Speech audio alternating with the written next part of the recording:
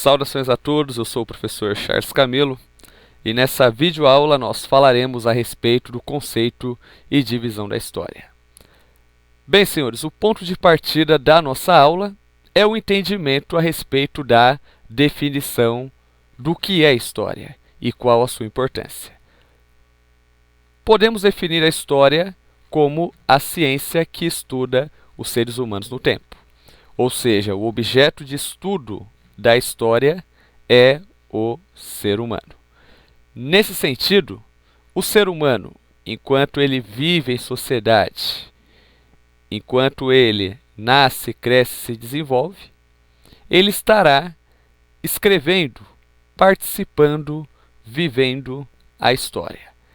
Sendo assim, a história ela é o estudo do passado para se compreender o presente e planejar o futuro.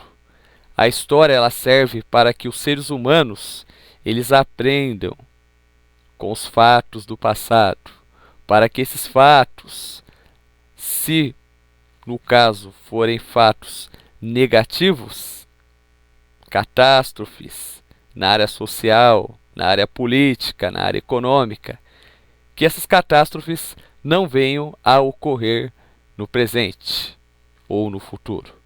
Então a história, ela trabalha os seres humanos dentro do tempo. O tempo histórico. O tempo resultante da ação dos seres humanos sobre o planeta Terra. E a história, ela é construída pelos seres humanos e pelas instituições. Então, como exemplo, nós podemos mencionar os sistemas religiosos, a igreja, a escola, a universidade, o governo, as forças armadas. Dentro da ciência histórica, nós denominamos essas instituições, juntamente com os seres humanos, como sujeitos históricos. Sujeitos históricos são os atores responsáveis pela construção dos fatos históricos. Para que nós possamos compreender melhor o estudo da história, nós costumamos dividir a história em períodos. Esses períodos, no caso, nós utilizamos a linha da divisão da história, que apesar de estar em desuso, daqui a pouquinho você vai saber o porquê essa linha, no caso, ela vai cair ou já está em desuso, pelos seguintes motivos. Bem, então, primeiramente nós começamos a linha com a pré-história. A pré-história, ela começa com o surgimento dos seres humanos, há aproximadamente 2 milhões de anos, e vai até a invenção da escrita por volta do ano 3000 a.C. Então, por volta do ano 3000 a.C., lá dentro da Mesopotâmia, na civilização suméria, foi desenvolvida a escrita cuneiforme. E dentro desse processo entra a Idade Antiga. A Idade Antiga ela vai de 3000 anos antes de Cristo, período no qual houve a invenção da escrita, e ela termina com a queda do Império Romano do Ocidente no ano 476 d.C. A queda do Império Romano do Ocidente, quando Odoacro, um dos reis das tribos germânicas ou bárbaras, rei dos Érulos, ele derruba o último imperador romano ocidental, Rômulo Augusto. E com isso, o Império Romano do Ocidente, ele tem o seu fim. Passando para o período medieval, a Idade Média. A Idade Média, ela começa por volta do ano 476 d.C., ou seja, o fim do Império Romano Ocidental, e termina com a invasão do Império Romano do Oriente, a tomada da cidade de Constantinopla pelos turcos otomanos em 1453. A Idade Moderna, ela começa em 1453, a partir da queda do Império Romano do Oriente, e vai até o início da Revolução Francesa em 1789. Lembrando que quando nós falamos em Revolução Francesa, nós estamos falando de um período histórico que abrange ao todo 10 anos. A Revolução Francesa ela começa em 1789 e termina em 1799 com o golpe 18 Brumário dado por Napoleão Bonaparte.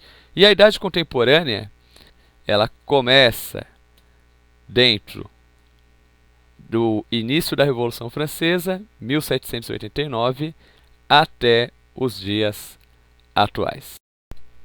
Pessoal, conforme eu havia falado no início da aula, a linha de divisão da história, ela é criticada por muitos estudiosos, muitos historiadores, e inclusive, hoje ela já não é tão cobrada como antigamente, por dois motivos.